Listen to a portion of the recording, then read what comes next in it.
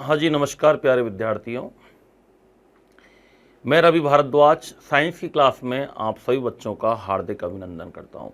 दोस्तों, पाचन तंत्र की टॉपिक्स के बारे में हम बात कर रहे थे और पाचन तंत्र की श्रृंखला में हमने एक वीडियो में दांत, जीभ, लार ग्रंथियाँ, पाचन के चरण, इनके बारे में हम पढ़ चुके हैं। अब हम इसमें आगे बात करते हैं कि आहार नाल जो होती है, एलिमेंट्री कैनाल, इसमें कौन कौन से पार्ट हैं, इनकी हिस्टोलॉजी क्या होती है, आमाशय क्या होता है, ग्रसनी, ग्रासनाल, इन सभी चीज़ों के बारे में हम चर्चा करने वाले हैं। कहाँ कहाँ पर भोजन का पाचन होता है, कौन से एंजाइम्स के द्वारा होता है, इन तमाम बातों की चर्चा इस टॉपिक के अंदर हम करेंगे। जैसा कि डायग्राम मैंने लास्ट वीडियो में बनाया था, फिर से ये आपके सामने लिया है। मुख से लेकर के मलद्वार तक ये पूरा आहार नाल कहलाता है। क्या कहलाता है? आहार नाल। इसमें हम सबसे पहले आहार नाल की औतिकी के बारे में चर्चा करते हैं। ये अपना डायग्राम है। इसमें मुख, मुखगुहा, ग्रसनी, एपिग्लॉटिस बॉल्व, ग्रासनाल, आमाशय के 3 पार्ट हमने किए हैं, अग्नाशय, छोटी आंत के 3 पार्ट किए हैं, बड़ी आंत के भी 3 पार्ट किए हैं, अंधनाल, शीकम, बृहदात्र, कोलोन, मलाशय, इन तीनों से मिलकर बड़ी आंत बनी होती है। एक डिजिटल डायग्राम भी आपके सामने लिया गया है, जिसके माध्यम से आपको थोड़ा सा अच्छा समझ में आ जाएगा, एक बार क्लियर हो जाएगा कि अच्छा इस प्रकार से हमारा पाचन होता है। ये एक बड़ा बाबू है जिसका पाचन तंत्र आपके सामने हाजिर है। देखो, सबसे पहले ये मुख है जो अपन बना चुके हैं। ये वाला पार्ट ग्रसनी है जिसको फेरिंक्स कहा जाता है। क्या कहा जाता है? फेरिंक्स कहते हैं। फेरिंक्स ये पाचन श्वसन दोनों का कॉमन मार्ग होता है। ये वाला पार्ट ग्रास नली है जिसको ईसोफेगस कहा जाता है, ग्रशिका भी कह सकते हैं। फिर यहाँ पर देखो, ये वाला जो पार्ट है इसको कहते हैं लीवर। लीवर के जस्ट नीचे ग्रीन कलर का पार्ट है ये वाला, इसको पित्ताशय, गॉल ब्लैडर कहते हैं। ये वाला जो पार्ट है इसे घूमा हुआ, ये आमाशय है। हमने डायग्राम के अंदर आमाशय के 3 पार्ट किए हैं, कार्डियक, फंडस एंड पाइलोरिक। आमाशय के बाद ये देखो एक ग्रीन कलर की संरचना आपको दिखाई दे रही है, येलो के अंदर ग्रीन है, इसको अग्नाशय कहते हैं। छोटी आंत के 3 पार्ट हमने किए हैं। एक ये घूमा हुआ पार्ट है जिसको ग्रहणी कहते हैं। क्या कहते हैं? ग्रहणी कहा जाता है। इसमें हो सकता है 1-2 शब्द थोड़े से इधर उधर दे रखे हैं, एक क्रम से नहीं दिया है। मैंने जो डायग्राम बनाया है आपके सामने वो एकदम सीरियल से बनाया है। घूमा हुआ पार्ट हमारा क्या कहलाता है? ग्रहणी कहलाता है। और ग्रहणी के बाद मध्य वाले पार्ट को क्या कहते हैं? जिजूनम, मध्यांत्र कहते हैं। और लास्ट पार्ट है ये इलियम। इन तीनों से मिलकर क्या बनी होती है? छोटी आंत। बड़ी आंत का दोस्तों यहाँ से स्टार्ट होती है, जो ऊपर की ओर भाग चढ़ता है उसको कहते हैं असेंडिंग कॉलन या आरोही बड़ी आंत कहा जाता है। जो पैरेलल चलती है उसको कहते हैं अनुप्रस्थ बड़ी आंत या ट्रांसवर्स कॉलन कहते हैं। यानी बड़ी आंत के भी एक तरीके से 3 पार्ट हो जाते हैं। बड़ी आंत के 3 पार्ट कौन कौन से हैं? बृहदात्र, एक आता है सीकम, एक आता है रेक्टम। लेकिन जो बृहदात्र होती है, कोलोन वाला पार्ट है, उसके भी 3 पार्ट हैं। जो ऊपर की ओर चढ़ता है उसको असेंडिंग कॉलन कहते हैं, जो पैरेलल चलता है उसको अनुप्रस्थ कहा जाता है, ट्रांसवर्स कॉलन कहते हैं, और जो नीचे की ओर आता है उसको कहते हैं अवरोही बड़ी आंत या डिसेंडिंग कॉलन के नाम से जाना जाता है। लास्ट में ये मलाशय में खुलता है, रेक्टम, ये बड़ी आंत का भाग है। गुदा, एनल कैनाल बोलते हैं। और यहाँ पर एक संरचना है जिसको अपेंडिक्स कहते हैं, परिशिष्ट के नाम से जाना जाता है। ये हमारा पाचन तंत्र का पार्ट है। अब हम इसमें आहार नाल की औतिकी के बारे में चर्चा करते हैं। आहार नाल की औतिकी।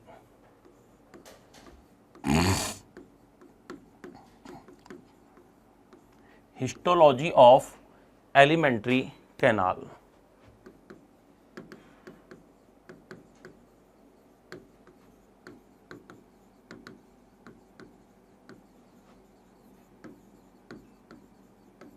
Histology of alimentary canal. आहार नाल की औतिकी के बारे में बात करें हम तो दोस्तों इसमें 4 स्तर पाए जाते हैं। कितने स्तर पाए जाते हैं? 4। कौन कौन सा? सबसे पहले स्तर को कहते हैं सिरोसा। क्या कहते हैं? शिरोसा। दूसरा स्तर होता है पेशीय परत। दूसरा स्तर होता है पेशीय परत। तीसरा स्तर होता है जिसको सब म्यूकोसा कहते हैं, सब म्यूकोसा कहा जाता है। और चौथा स्तर होता है जिसे म्यूकोसा कहते हैं। क्या कहते हैं? म्यूकोसा। 4 परत हो गए हमारे, पहला सिरोसा, दूसरा पेशीय, तीसरा सम्यूकोसा और चौथा कौन सा होता है? म्यूकोसा। यानी आहार नाल की यदि हम बात करें कि आहार नाल की जो हिस्टोलॉजी होती है, जिन ऊतकों से मिलकर के बना होता है, इसमें टोटल 4 लेयर्स पाई जाती हैं। एक होता है शिरोसा, जो कि आहार नाल का सबसे बाहरी स्तर होता है। कोई भी आहार नाल है दोस्तों, उस आहार नाल का सबसे बाहरी स्तर कौन सा होता है? शिरोसा होता है। कौन सा होता है? शिरोसा होता है, जो कि विसरल पेरिटोनियम से मिलकर के बना होता है, सफेद रेशेदार संयोजी ऊतकों से मिलकर के बना होता है। जबकि दूसरा जो पार्ट आता है पेशीय परत, ये सबसे मोटी परत पेशीय परत आमाशय में पाई जाती है, याद रखना। और सबसे पतली परत जो पाई जाती है वो मलाशय में पाई जाती है। कहाँ पर पाई जाती है? मलाशय में। अच्छा प्रश्न है। सबसे मोटी परत कहाँ पाई जाती है? आमाशय में पाई जाती है, हमारे पेट की होती है। और सबसे पतली परत जो पाई जाती है वो मलाशय के अंदर पाई जाती है। तो सबसे पहले हम शिरोसा में कुछ महत्वपूर्ण पॉइंट नोट कर लेते हैं। शिरोसा याद रखना दोस्तों, आहार नाल का सबसे बाहरी स्तर है। आहार नाल का सबसे बाहरी स्तर जो होता है उसे क्या कहा जाता है? शिरोसा कहते हैं। क्या कहते हैं? शिरोसा। तो शिरोसा सेकंड है पेशीय परत, तीसरा है सम्यूकोसा, चौथा पार्ट कौन सा आता है? म्यूकोसा आता है। शिरोसा की बात करें हम तो यह आहार नाल का सबसे बाहरी स्तर है। आहार नाल का सबसे बाहरी स्तर क्या कहलाता है? शिरोसा कहलाता है। विसरल पेरिटोनियम टिश्यू से मिलकर के बना हुआ होता है। तो सेकंड पॉइंट इसमें हम नोट करते हैं, ये किससे निर्मित होता है? Visceral peritoneum. विसरल पेरिटोनियम से निर्मित होता है। अगला एक क्वेश्चन बनता है कि जो शिरोसा लेयर है ये कौन से संयोजी ऊतकों से बना होता है? तो फाइब्रस कनेक्टिव टिश्यू, या इनको कहा जाता है रेशेदार संयोजी ऊतक, इनसे मिलकर के किसका निर्माण होता है? शिरोसा वाले पार्ट का निर्माण होता है। इनके निर्माण की बात करें तो इनका निर्माण किससे होता है? सफ़ेद रेशेदार संयोजी ऊतकों से।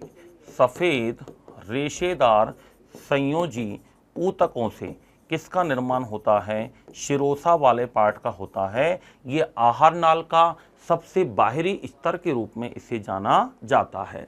तो पहला पार्ट कौन सा हुआ हमारा? शिरोसा हुआ।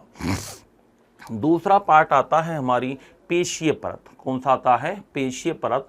पेशीय परत याद रखना, सबसे मोटी परत पाई जाती है आमाशय में। सबसे मोटी परत की बात करें तो सबसे मोटी परत कहाँ होती है दोस्तों? आमाशय में होती है। और सबसे पतली परत की बात करें तो सबसे पतली परत मलाशय में पाई जाती है। सबसे पतली परत कहाँ पाई जाती है? मलाशय में पाई जाती है। सबसे पतली परत कहाँ होती है? मलाशय में होती है। तो सबसे मोटी पेशीय परत किसकी होती है? आमाशय की। और आहार नाल में सबसे पतली पेशीय परत किसकी होती है? मलाशय की होती है, रेक्टम की होती है। तीसरी जो हमारी लेयर आती है उसको कहते हैं दोस्तों सब म्यूकोसा। क्या कहा जाता है? सब म्यूकोसा के नाम से जाना जाता है, जो कि ढीले संयोजी ऊतकों से मिलकर बनी होती है। इसमें लसिका वाहिनियां पाई जाती हैं। लसिका क्या होता है? लसिका एक रंगहीन द्रव है जिसमें अपशिष्ट पदार्थ और कार्बन डाइऑक्साइड की मात्रा अधिक पाई जाती है। रक्त का रंग लाल होता है, लसिका का रंग रंगहीन होता है। रक्त से मिलकर के रक्त परिसंचरण तंत्र का निर्माण होता है और लसिका से मिलकर के लसिका परिसंचरण तंत्र बनता है, जिसे द्वितीयक या सहायक परिसंचरण तंत्र के नाम से भी जाना जाता है। लसिका का स्थानांतरण लसिका वाहिनियों के द्वारा किया जाता है। लसिका वाहिनियां क्या होती हैं? कई बार लसिका वाहिनियां छोटी छोटी गांठों के रूप में बदल जाती हैं या छोटी छोटी गांठ बन जाती हैं। लसिका वाहिनियों के अंतिम सिरे फूल करके घुंडी नुमा संरचना के रूप में बदल जाते हैं, जिन्हें लसिका गांठें कहते हैं। जैसे हम बात करें, हमारे टॉन्सिल्स हो जाते हैं, कई बार हमारी छोटी छोटी गांठें बन जाती हैं कमर क्षेत्र में, जांग में, भुजा के नीचे, कम अपने बगलों में, हाथों की बगल, पैरों की बगल, जहाँ सॉफ्ट एरिया होता है वहाँ पर छोटी छोटी मांस की गोली टाइप की बन जाती हैं, उनको हम लसिका गांठें कहते हैं, लिम्फ नोड्स कहते हैं। जो कि नॉर्मल गांठें होती हैं, धीरे धीरे समय के साथ ठीक भी हो सकती हैं। कई बार टीबी के इन्फेक्शन के समय भी ऐसी छोटी छोटी गांठें बॉडी में बन जाती हैं, क्योंकि उस समय लिम्फोसाइट की मात्रा बढ़ जाती है। WBC की संख्या बढ़ने के कारण बॉडी में इन्फेक्शन बढ़ जाता है, जिसके कारण छोटी छोटी मसल्स की गांठें भी हमारे देखने को शरीर में मिल सकती हैं। तो सब म्यूकोसा लेयर में पाई जाती हैं। तो सब म्यूकोसा लेयर में क्या क्या होता है? लसिका वाहिनियां होती हैं, लिम्फ वेसल्स पाई जाती हैं, एंड नर्व पाई जाती हैं, तंत्रिकाएं पाई जाती हैं, ढीले संयोजी ऊतक की क्या होती है? परत होती है। तो ये ढीले संयोजी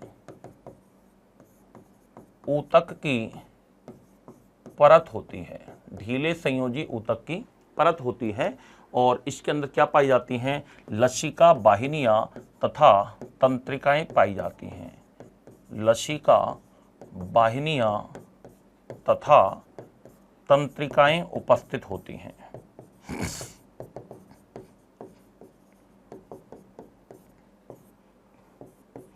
lymph vessels and nerves are present in some mucosa layer।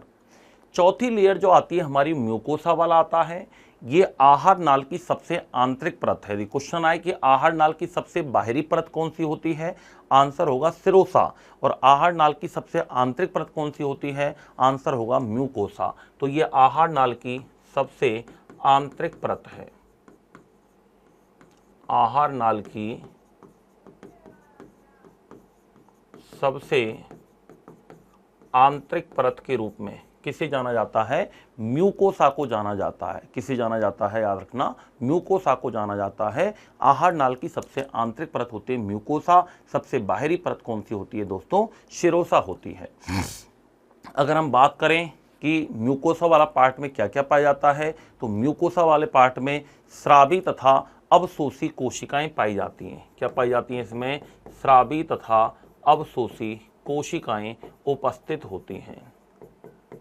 स्रावी तथा अवशोषी कोशिकाएं किस पार्ट में पाई जाती हैं?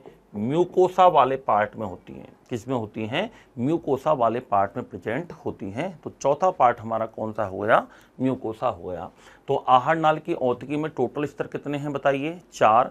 सबसे पहला स्तर सिरोसा, आहार नाल का सबसे बाहरी स्तर है सिरोसा। विसरल पेरिटोनियम से मिलकर बना होता है। निर्माण इसका सफेद रेशेदार सफेद संयोजी ऊतकों से मिलकर के होता है। दूसरा पार्ट आता है पेशीय परत। पेशीय परत सबसे मोटी परत होती है, जो कि आमाशय में पाई जाती है।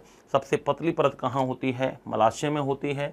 सम्यूकोसा ढीले संयोजी ऊतकों की परत होती है। लसिका वाहिनियां और तंत्रिकाएं उपस्थित होती हैं। म्यूकोसा आहार नाल की सबसे आंतरिक परत है और इसमें स्त्रावी तथा अवशोषी कोशिकाएं पाई जाती हैं। ये 4 से मिलकर क्या बना होता है? याद रखना, हमारा आहार नाल की लेयर बनी हुई होती है। हालांकि जो म्यूकोसा लेयर होती है, इस म्यूकोसा लेयर में भी 3 पार्ट होते हैं। बाहरी भाग होता है, मध्य भाग होता है, आंतरिक भाग होता है। बाहरी भाग को म्यूकोसा मस्कुलरिस कहा जाता है। मध्य भाग को लेमिना प्रोपिया कहते हैं। जो पेयर्स के पिंड बनते हैं वो मध्य भाग में बनते हैं। कहाँ पर बनते हैं? मध्य भाग में बनते हैं। इसके अलावा आंतरिक भाग को कहा जाता है श्लेष्मिक उपकला। क्या कहा जाता है? श्लेष्मिक उपकला के नाम से जाना जाता है। तो ये जो म्यूकोसा वाला पार्ट है, इस म्यूकोसा वाले पार्ट में याद रखना 3 लेयर होती हैं। कितनी लेयर होती हैं? इसमें 3 लेयर्स पाई जाती हैं। म्यूकोसा वाले पार्ट में कितने लेयर्स पाई जाती हैं? 3 लेयर्स होती हैं। कौन कौन सी? बाहरी भाग, एक होता है मध्य भाग, और एक होता है इसके अंदर आंतरिक भाग। बाहरी भाग जो होता है दोस्तों, जिसको म्यूकोसा मस्कुलरिस के नाम से जाना जाता है। म्यूकोसा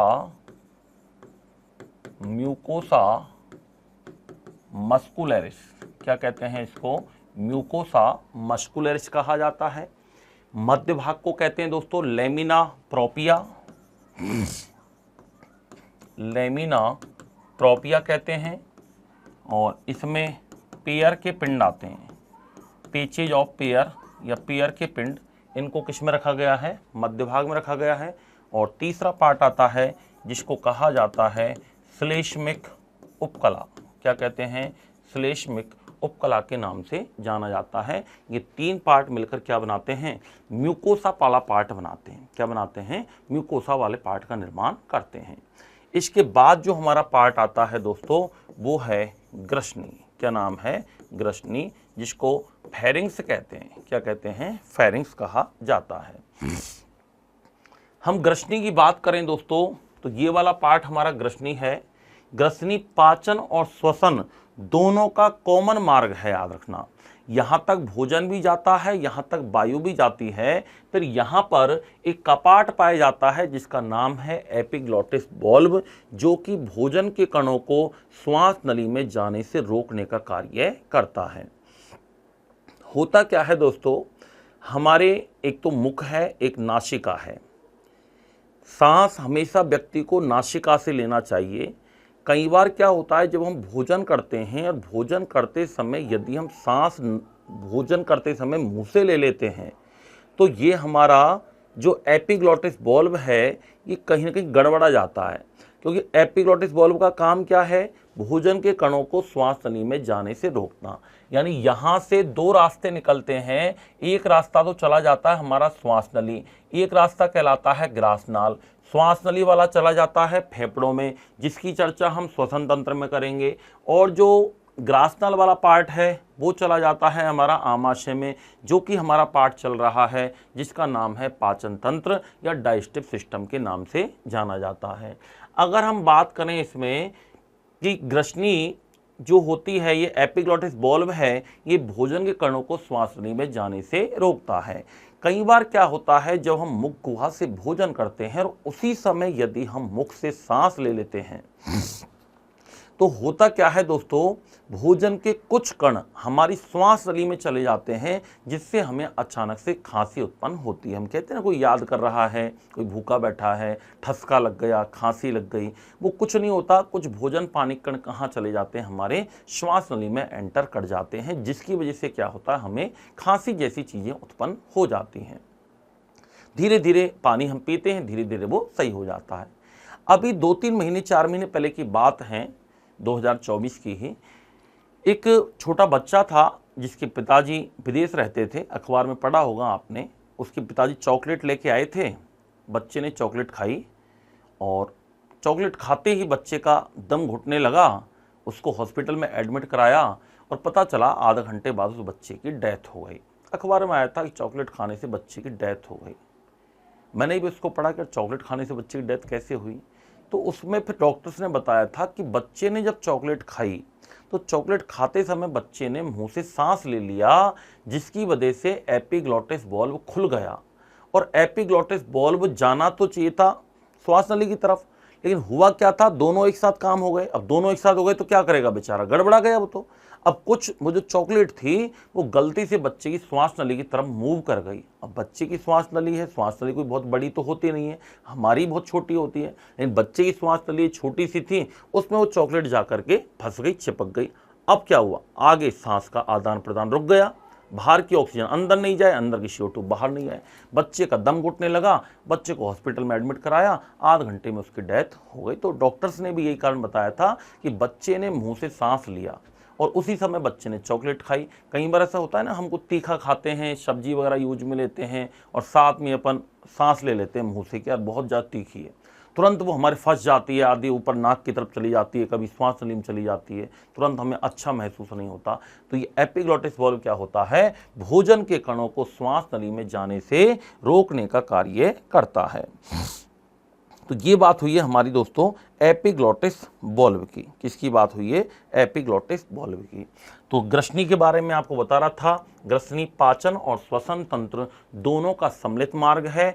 मुख ग्रसनी गुहा के केंद्रीय भाग में 2 छिद्र पाए जाते हैं, ऊपरी तथा पृष्ठ छिद्र को कहते हैं ग्लॉटिस, जिसका नियंत्रण एपिग्लॉटिस से होता है। किससे होता है? एपिग्लॉटिस से होता है। तो ये पाचन तंत्र और श्वसन तंत्र दोनों का कॉमन मार्ग है।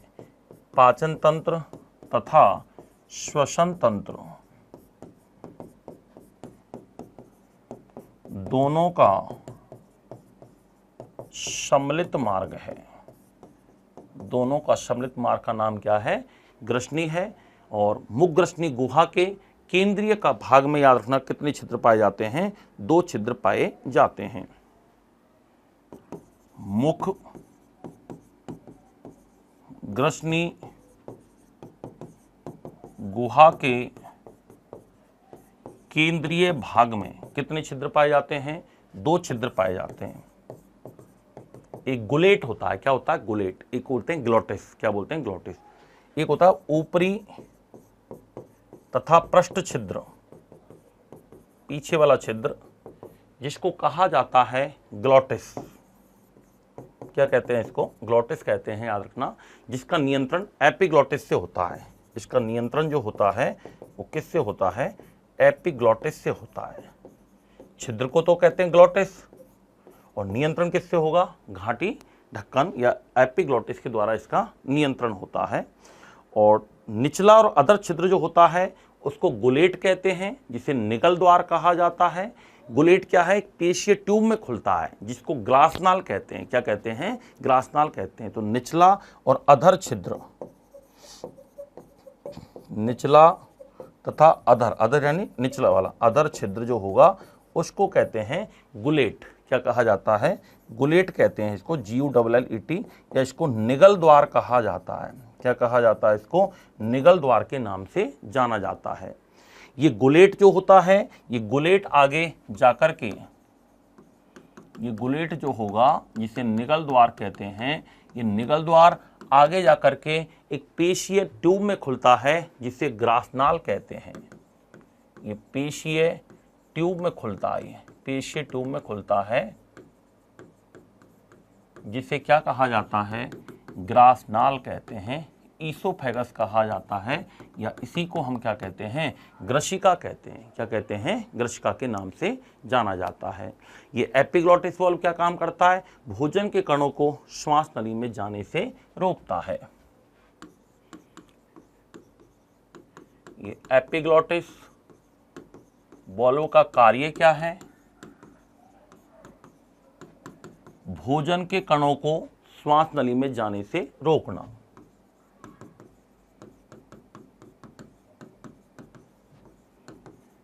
वैसे दोस्तों यहां पर इसको भोजन नहीं कहते हैं, अब यहां पर इसको भोजन को कहेंगे अपन बोलस। क्या कहेंगे? बोलस। एक क्वेश्चन आता है कि मुख गुहा में भोजन पाचन के पश्चात क्या कहलाता है? बोलस कहलाता है। क्या कहलाता है? बोलस। मुख गुहा में जब भोजन का पाचन हो जाता है तो मुख गुहा में भोजन पाचन के पश्चात क्या कहलाता है? बोलस कहलाता है। मुख गुहा में भोजन पाचन के पश्चात क्या कहलाता है? बोलस कहलाता है। इसको निवाला कहते हैं। क्या कहते हैं? निवाला के नाम से भी जाना जाता है। तो भोजन कणों को श्वास नली में जाने से रोकने का ये कार्य करता है। अगर हम बात करें दोस्तों ग्रासनाल में, तो ग्रासनाल के अंदर वर्तुल और अनुदैर्ध्य पेशियां पाई जाती हैं। सर्कुलर एंड लॉन्गिट्यूडिनल मसल से मिलकर के क्या बना होता है? ग्रासनाल बना होता है। तो ग्रासनाल की यदि हम बात करें तो इसमें वर्तुल, वर्तुल यानी एक तरीके से सर्कुलर बोल सकते हैं इसको, सर्कुलर तथा अनुदैर्ध्य, एक तो होता है अनुप्रस्थ, एक होता है अनुप्रस्थ को बोलते हैं ट्रांसवर्स, एक होता है अनुदैर्ध्य लॉन्गिट्यूडिनल अनुदैर्ध्य पेशियां पाई जाती हैं। तो ग्रासनाल के अंदर कौन सी पेशियां पाई जाती हैं? वर्तुल पेशी होती हैं और अनुदैर्ध्य पेशियां पाई जाती हैं। ये पेशियां आहार नाल में क्रमाकुंचन गति उत्पन्न करती हैं, जिसकी वजह से ही क्या होता है? भोजन खिसकता है। ये पेशियां जो होती हैं ये क्या काम करती हैं? आहार नाल में क्रमाकुंचन गति पैदा करती हैं। आहार नाल में क्रमाकुंचन गति पैदा करती हैं और आहार नाल में जब क्रमाकुंचन गति उत्पन्न होती है तभी भोजन दोस्तों आगे की ओर खिसकता है। भोजन आमाशय की ओर खिसकता है। भोजन आमाशय की ओर खिसकना क्या कर देता है? प्रारंभ कर देता है। ग्रासनाल के अंदर एक श्लेष्मीय ग्रंथियां पाई जाती हैं, म्यूकस ग्लैंड्स पाई जाती हैं, जो कि श्लेष्मा का स्त्राव करती हैं। किसका स्त्राव करती हैं? श्लेष्मा का। ये श्लेष्मा क्या काम करता है? भोजन को लसलसा बना देता है तथा ग्रासनाल की दीवारों को पाचक रसों द्वारा नष्ट होने से बचाने का कार्य करता है। तो एक इसमें दूसरे प्रकार की ग्रासनाल में याद रखना श्लेष्मा कोशिकाएं पाई जाती हैं। कौन सी कोशिका होती हैं? ग्रासनाल के अंदर श्लेष्मा कोशिकाएं पाई जाती हैं, म्यूकस सेल्स पाई जाती हैं। Mucus cells are present and oesophagus. और ये श्लेष्मा कोशिकाएं जो पाई जाती हैं, इन श्लेष्मा कोशिकाओं से श्लेष्मा का सीक्रेशन होता है, श्लेष्मा का स्त्रवण होता है। इनका कार्य क्या है? श्लेष्मा का स्त्रवण, सीक्रेशन ऑफ म्यूकस। श्लेष्मा का क्या करती हैं? ये स्राव करती हैं। ये श्लेष्मा क्या काम करती है? भोजन को लसलसा बना देती है। इसके कार्य की बात करें तो ये भोजन को लसलसा बनाती है। भोजन को लसलसा बनाती है कौन? श्लेष्मा, जिससे भोजन आसानी से क्रमाकुंचन गति के द्वारा आमाशय तक पहुंच सके तथा ग्रासनाल की दीवारों को पाचक रसों से नष्ट होने से बचाती है।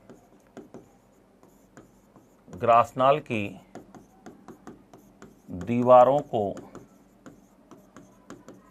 पाचक रसों से प्रभाव से नष्ट होने से बचाती है। नष्ट होने से बचाने का कार्य करती है। ये काम कौन करेगा?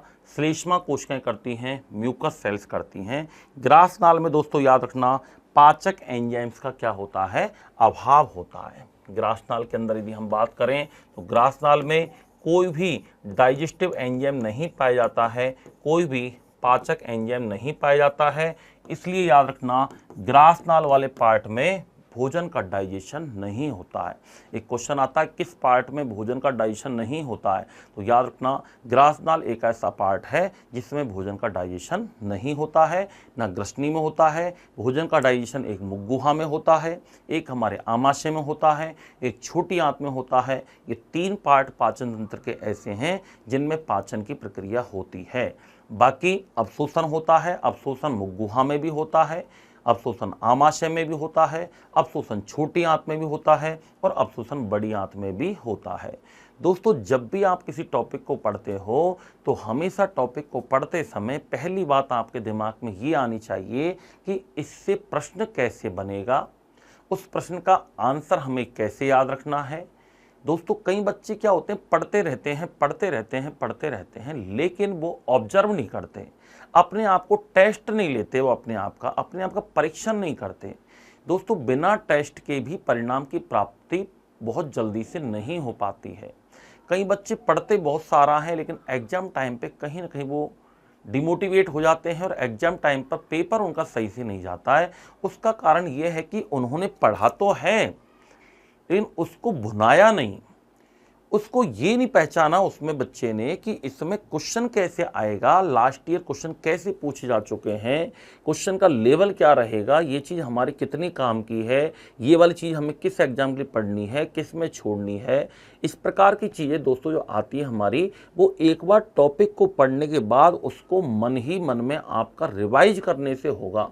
जैसे कई बच्चे क्या है पढ़ तो पूरा लेते हैं लेकिन पढ़ने के बाद होता क्या है दोस्तों, पढ़ने के बाद वो ये सोचते ही नहीं कि हमने क्या पढ़ा इसमें, पढ़ने के बाद अगला चैप्टर खोल लेते हैं, वो तुरंत रीड कर लिया, फिर अगला खोल लेते हैं, फिर रीड कर लिया, अगला खोल लेते हैं, पता चला पीछे का साफ होता जा रहा है, पीछे का पता ही नहीं चल पा रहा क्वेश्चन कैसे आए हुए हैं, क्या है क्या नहीं है। चाहे आप 5 दिन में एक टॉपिक कंप्लीट करो, लेकिन उसको ऐसा करो कि उसमें से प्रश्न यदि पूछा जाए तो हमारी गलत होने की संभावना न के बराबर रहे। अगले पन्ने पे तब बढ़ो जब पिछला आपका क्लियर हो। हर बार पढ़ते समय आपको ये याद रखना है कि माना कि मुझे अगला दिन नहीं मिला या इसके बाद मेरा ये लास्ट मौका है मेरा पढ़ने का, इसके बाद यदि मेरा एग्जाम हो जाए तो क्या मैं यहाँ से आने वाले प्रश्नों को सही कर पाऊंगा। अगर आपका मन जवाब देता है कि यार अभी तो तू पूरे क्वेश्चन सही नहीं कर पाएगा, यदि मन ने ऐसा जवाब दे दिया तो दोस्तों आगे मत बढ़ना, पलट के दोबारा से वही पेज पढ़ना, यानी चीज़ों को अच्छे से क्लियर करो। ये बात हालांकि एग्जाम टाइम से जस्ट पहले आपको ज़्यादा फॉलो करनी है। अभी फिलहाल के लिए यह है कि अपने टॉपिक पढ़ लिया, याद हो गया, अगला टॉपिक पढ़ लो, लेकिन पीछे वाले को साथ साथ थोड़ा थोड़ा सा रिवाइज करते हुए चलें। जरूरी नहीं 100% आपको लर्न हो जाए, याद हो जाए, लेकिन हमें पता होना चाहिए कि इस टॉपिक के अंदर क्या क्या हमने पढ़ा है, कैसे कैसे क्वेश्चन पूछे जा सकते हैं। कई बार क्वेश्चन पूरा पढ़ लिया हमने, टॉप क्वेश्चन थोड़ा अलग ही टाइप से बन के आ जाता है। पूरा पढ़ लिया, आमाशय में, छोटी आंत में, बड़ी आंत में कहाँ कहाँ क्या क्या भोजन कहलाता है, अंत में प्रश्न आएगा कि पाचन के अनुसार जो भोजन का जो पाचन होता है, उस पाचन के अनुसार जो क्रम है वो क्या है। सबसे पहले बोलस आता है, फिर काइम आता है, फिर काइल आता है। अब इनको उल्टा सीधा कर देगा, काइम को काइल से पहले ले जाएगा, काइल को पहले ले जा सकता है, काइम को बाद मिला सकता है, बोलस को बिल्कुल लास्ट मिला सकता है। तो पढ़ने के बाद आप ये सोचो कि मैंने 3 शब्द पढ़े हैं, बोलस भी पढ़ा है, काइम भी पढ़ा है, काइल भी पढ़ा है, तो पहले कौन सा आएगा कि बोलस, फिर काइम, फिर काइल। ऐसे यदि आपने टॉपिक को पढ़ने के बाद एक बार सोच लिया तो उस चीज़ को आप आगे भूलोगे नहीं। जहां आपको 50% याद हुआ वो आपको 80% में कन्वर्ट हो जाएगा। जब किताब नोट सामने रखे रहते हैं तो उस समय तो हमें ऐसा लगता है कि पूरा पेज याद हो गया, 100% याद हो गया, लेकिन उसको बंद करके फिर आप सोचना कि यार मैंने आमाशय में क्या क्या पढ़ा है, फिर आप थोड़ा जोड़ दोगे तो चीज़ें आपको याद आएंगी। ईजिली सोचोगे नहीं आएंगी, थोड़ा जोड़ दोगे तो याद आएंगी। उस समय याद नहीं आ रही, फिर आप पेज खोल देखो, अच्छा पहली ये है, दूसरी ये है, तीसरी ये है, ऐसे आप देखोगे तो निश्चित रूप से आपका जो याद करने का परसेंटेज है वो कहीं ना कहीं आपका बढ़ जाएगा। तो ये बातें थी दोस्तों, थोड़ा सा आपको इस चीज़ को समझना है कि अपन टॉपिक पढ़ लें, चाहे अपने आधे घंटे क्लास देखिए, लेकिन क्लास बंद करने के बाद, मोबाइल बंद करने के बाद, फेसबुक खोलने से पहले या कोई इंस्टाग्राम चलाने से पहले इतना ज़रूर देखा करो, या हो सकता है 5 मिनट इंस्टाग्राम चला लो, उसके बाद तुरंत ये सोचा करो कि हमने जो अभी टॉपिक पढ़ा था इसमें क्या क्या पढ़ा था आज की क्लास में, कौन कौन सी चीज़ें थी। तो मोटा मोटा आउटलाइन आपको याद होना ज़रूरी है। अगर आउटलाइन आपको बिना देखे याद आ गई, इसका मतलब उसका याद करने का परसेंटेज बढ़ गया। अब आगे भविष्य में उसको आप जल्दी से भूल नहीं पाओगे, अगली बार बहुत जल्दी से आपको याद हो जाएगा। तो ये थी दोस्तों इस छोटी सी वीडियो के अंदर हमने आज की क्लास के अंदर ग्रसनी के बारे में, ग्रासनाल के बारे में चर्चा की है। दोस्तों आमाशय वाला पार्ट थोड़ा सा पड़ा है, इसको अपन अगले पार्ट के अंदर लेते हैं। तो छोटे छोटे वीडियो इसलिए बनाए जा रहे हैं ताकि आपको पढ़ने में थोड़ा आसान लगे, अच्छा लगे। आप तुरंत, होता क्या है दोस्तों, सोच का फर्क होता है। हमने सोचा यार हमने 5 यूनिट पढ़ दी, या फिर 5 हमने वीडियो देख लिए पाचन तंत्र के, आपको ऐसा लगेगा यार बहुत जल्दी जल्दी हो रहा है। छठा भी आप तुरंत देखोगे, 7वां आप तुरंत देखोगे। इसलिए थोड़े छोटे छोटे वीडियो के अंदर आपके पार्ट डाले जाते हैं ताकि हमें अपलोड करने में भी दिक्कत नहीं आए, आपको पढ़ने में प्रॉब्लम नहीं हो, बीच बीच में आपको 5 मिनट का रेस्ट मिल जाए। अगला पार्ट आप खोल के देखोगे तो थोड़ा सा मनोरंजन आपको साथ में होगा, आपको थोड़ा सा समझने में भी आसानी होगी। इसलिए दोस्तों ये पार्ट थोड़े से छोटे छोटे बनाए जाते हैं। बाकी हम तो इसको कंबाइन करके बड़ा भी डाल सकते हैं, जैसा आपको शब्द लगे वैसे आप पढ़ सकते हो। तो ये वाला पार्ट था दोस्तों हमारा, जिसमें हमने ग्रसनी ग्रासनाल के बारे में चर्चा की है। अब हम पढ़ेंगे आगे इसमें आमाशय के बारे में।